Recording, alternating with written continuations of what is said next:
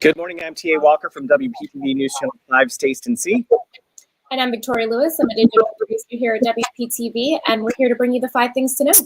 And first, we want to get straight into it with Cam. He's down in Miami. What's the very latest with the Miami building collapse? Well, I can tell you we just had a press conference that wrapped up not too long ago, guys. And as far as the latest numbers, we can confirm that 4 people have died in that building collapse, and more than 100 people are now unaccounted for. Right now, where I'm sitting, I'm right in front of the Reunification site. This is right off of Collins Avenue. So I'm about a couple blocks down from the building collapse site. And this is the community center, the Surfside Community Center. And I just got done speaking with Rodrigo Salem. This is a gentleman by the name of Rodrigo Salem. He's actually an owner of one of the units inside the building. And I updated him with those latest numbers. And he says, despite the new numbers, he's still holding on to hope. He has a family that has been living in his unit, a 6-year-old girl, Sophie, and her 2 fathers. Victoria, we can bring that picture up right now. He asked us that if we can continue sharing this picture. Hopefully someone may have seen her. She may be at the hospital. Maybe at the hospital. They're hoping that someone may recognize them and they can contact the appropriate authorities. But he says he's still holding on to hope that they will be found alive. Now, here at the Reunification site, I can tell you that this is where families have been waiting for answers. Not only answers, but also healing. We know that there's several crews here with the American Red Cross. You have victim advocates out here, and they are assisting these families who are so desperately, anxiously waiting on a word from their loved ones. You probably can see right behind me. I just want to give you a live look here. Again, this is at the Surfside Community Center. Now, also, we spoke with overnight. We heard from the family of a woman by the name of Judy Siegel. She's 66 years old, and she lives on the 6th floor of the Champlain Tower, and she has been reported missing ever since the building collapsed. We spoke with her daughter, and she says Judy Siegel is the matriarch of the family, the glue to their family, and they are still holding on to hope that she will be found alive. So definitely, that's the mood here. Certainly, a lot of prayers. People are remaining positive. Also want to run another number by you here at the community center. They'd like us to continue spreading the word, sharing the word that they have set up a hotline for anyone to report anyone who may be missing. That number is 305-614-1819. Again, that number 305-614-1819. I also want to tell you, being that this is the Reunification site, what they're doing here, emergency officials are taking down relatives' names, phone numbers, addresses, and even DNA samples to help identify people who are pulled from the rubble. So that's kind of the mood here. That's the situation that we're dealing with here at the Reunification site of the Surfside Community Center. Cam, there's a lot of snowbirds in our area. Yeah. What's the hope that out of the 159 that are still missing, that they're just out of town? Yeah. Well, I let me speak to that also. I'm glad you asked me about that. I will say, in addition to this being a site for survivors and whatnot, this was also a site when this initially happened. Many tourists who were visiting at nearby hotels, say for instance the Blue Green Hotel, which is right next door. When the collapse happened, many of them were evacuated here to this building right behind me, the Surfside Community Center. And I got a chance to speak with one family, Roberto Castellero. He's visiting here on vacation from Tampa. He was with his wife, and he was sitting poolside, 1:30, 1:15 in the morning with his wife. And he was describing the dramatic moments both before and after the collapse. And if I can just reiterate, his story, share his story. He says he and his wife, they were sitting poolside at the Blue Green Hotel, again, right next door to the Champlain Towers. And they say they heard a loud noise, and then they saw the first floor of the ceiling collapse. And then he was saying to his wife was saying, hey, they need to, that building is about to collapse. They saw some people on the rooftop, and they tried to signal to the people on the rooftop, hey, you guys need to get down. You guys need to get down. However, there was an alarm sounding off in their building, so they didn't really hear too much. The people on the rooftop couldn't hear them. And next thing you know, after that, 2 minutes after the ceiling collapsed on the first floor, that's when the building came crashing down. And they actually saw people who were on the rooftop as the building came down. So definitely some dramatic images. That's the story that was told here yesterday. I also spoke with another family who was visiting from Georgia, and he was actually staying at the hotel as well. And he said they heard a loud explosion. It sounded like an earthquake, if you will. And as soon as they heard that sound, they grabbed everything and they ran out the door. They were expected to leave today. However, the hotel has told them that they're going to have to wait a few days before they're able to go back inside the hotel, get their belongings, and get back on the road. Well, Cam, you've done a fantastic job for us this morning. We really appreciate you joining us. If you have any more information, feel free to let us know and call back in. But you're doing a great job. Thanks for all the help, and prayers to everybody that's around you right now. Thanks so much, Dave. You guys take care. Yeah. Thanks, Cam. The firefighters are really working around the clock and in some situations. Take a look at this. They're in a foot of water, and they have some crews holding up some of the structure as they're trying to cut through. Just think about the danger they're in as they're trying to dig people out of the rubble. Yeah, the Miami-Dade County mayor this morning was talking about just how dangerous it is, and that these rescuers are having to be pulled off their shifts. They want to be there despite the danger. They actually have 8 rotating shifts of different recovery teams that are from around the state trying to help out there. And she said that they still do have hope that they could find some people alive. So that was the last update we got just a few minutes ago. And then holding out hope. Let's. Jay Cashmere filed this report. Holding out hope. That is the motivation as search and rescue teams work around the clock for any sign of life. I can assure you that these fire rescue personnel, the best in the world, the ones that are called upon to come out in crises everywhere, are working as hard as could possibly be. They are so motivated. Unprecedented resources on a state and federal level are coming for families and communities in need to help clean up and cope, along with processing the long emotional toll. It's a dark and tragic day, but from it we continue to pray for some miracles, and we're inspired by the men and women, the heroes who are out there right now risking their lives, really. An agonizing wait for those with lost loved ones that's been filled with fear, anxiety, and lots of prayers. All right. Thanks, Jay, for that report. A lot of comments here.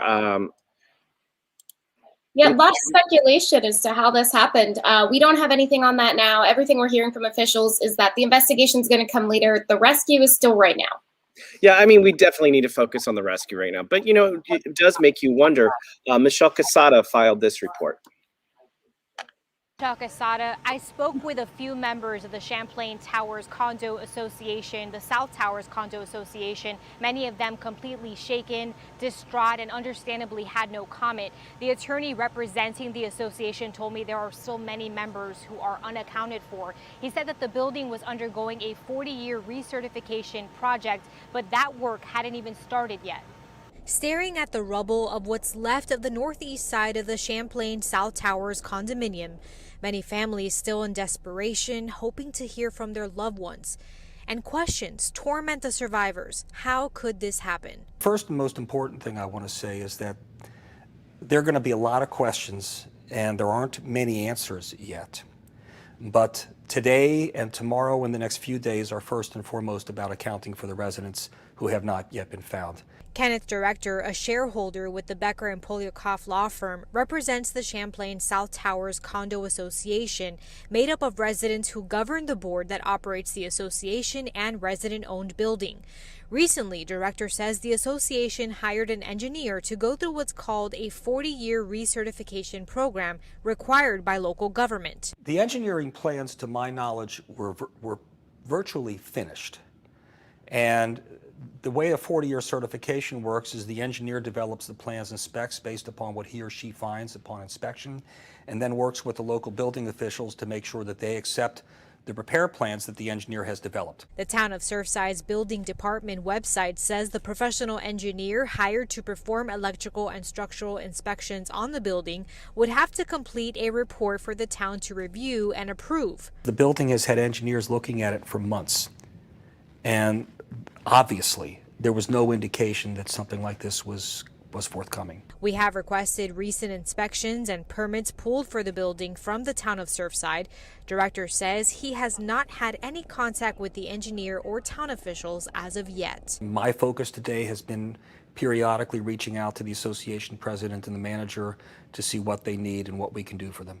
I have called and left messages for the professional engineering company. Ken Director says the association contracted for the recertification program work. We have not heard back just yet. We do not know if the engineer had completely submitted that inspection report to the Town of Surfside Building Department just yet. And we're still waiting to find out what kind of roof work was being done on the building at this time. Reporting from Surfside, Michelle Casada, back to you. Thank you, Michelle. That image they keep showing of the bunk bed and the two empty beds stacked. Hair right there. It's so haunting to think like you could just be sleeping, kids are sleeping in a bunk bed and then the whole tower can fall away. It's crazy to think about. Alicia has a question. Are people still being found alive? I mean, that's the goal, right? That is the goal. Overnight, they did not find anybody still alive, but they said they still have hope. Things that has happened, in collapses that people have been found days later. They said they're following sounds, not anything that they can specifically say is a human sound, but tapping and those sort of things, ways they think people might be signaling to where they are. So the mayor just said that they haven't given up hope. They're still going to work as this is a rescue, not a recovery. June says, so I lived in Surfside when I was 9 years old. That has to be haunting, June, to know that where you lived crumbled to the ground. Jose says, my prayers and condolences to the family. May God put peace in your heart and understanding at this tragic time. Well said. The Reunification Center, Cam talked about the emotion that's going on there, but last night Todd filed this report for us.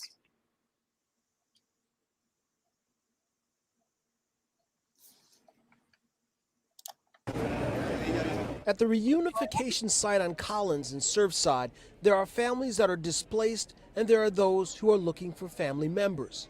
I could be dead right now. And then Eric DeMoya shows up on the scene, thankful to be alive. If I had gone back home, there was no chance I would survive. My unit's on the 10th floor, and it's one of the lines that collapsed totally. So, thank God I'm alive. Eric says he was at his girlfriend's house around the time the building collapsed when she asked him to spend the night.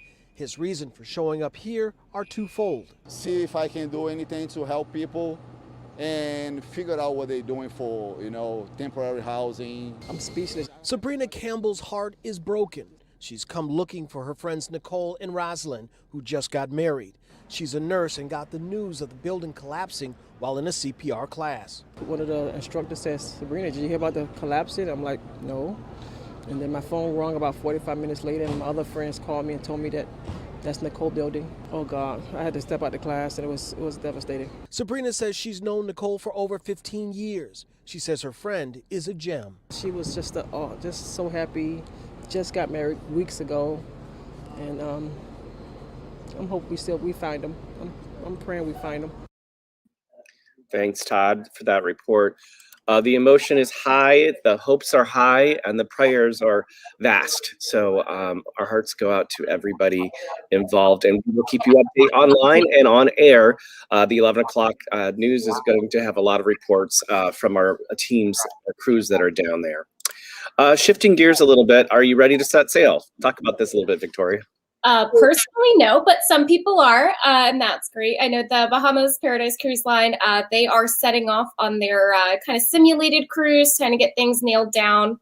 And then they're going to start cruising in July, just normal cruises. As we remember from last week, that the judge sided with Florida against, kind of over the CDC there, saying that the vaccine passports were not going to be able to be upheld in Florida. So cruises are now trying to figure out what to do in that framework. And then Royal Caribbean just unleashed all of their new rules, and they're going to have, if you want to cruise unvaccinated, you can. That is what the judge decided. But the company can still have their rules, and those rules are going to include testing done at the cruiser's expense. That's not going to be done at the cruise line company's expense. There are going to be, lounges, restaurants that are just for vaccinated people. People in the common areas are still going to be asked to wear masks, except in the special vaccinated areas. So, it's not going to be cruising as usual quite yet. Not yet, right? So yesterday I was in my car and I was up in the Treasure Coast. I think I was in Fort Pierce, and I got a strange alert. It was called a blue alert, and I've never heard of that before. And so, can you explain what a blue alert is? Sure, they're pretty rare. We'll see silver alerts here just about every other week, missing someone, elderly, amber alerts, even missing child alerts when it doesn't meet the standard of amber alerts. But a blue alert is when they're looking for someone or they need the community's help, and the incident involves a law enforcement officer who's been hurt or injured. In this case, it was a 26-year-old officer in Daytona Beach that was injured. He's still in critical condition. We haven't gotten a lot of updates on his condition, but they are still looking for the suspect. You can see him right there.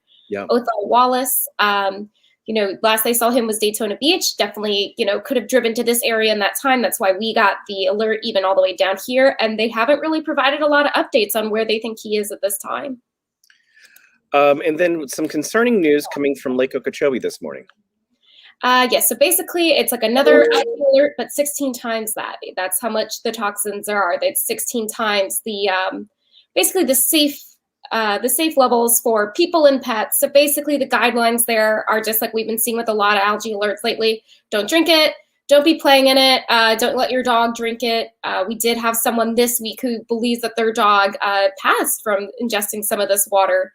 So they're basically just exercising, asking people to exercise safety. Yeah, and so some exciting news. Concerts are back. Tonight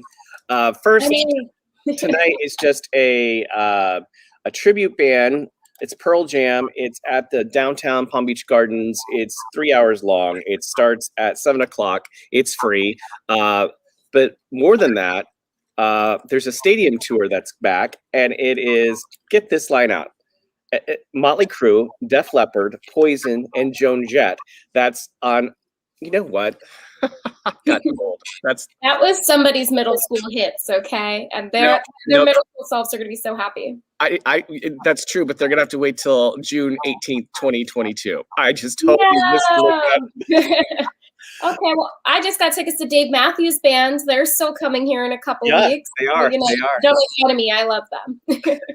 The last event I'll tell you about that is definitely happening is Pride on the Block. That's tomorrow on the from 2 to midnight on the 500 block of Clematis Street. They're going to have live music, performances, local art, dance parties, art workshops, and more. So there you go. Is this the main Pride event? There's not really.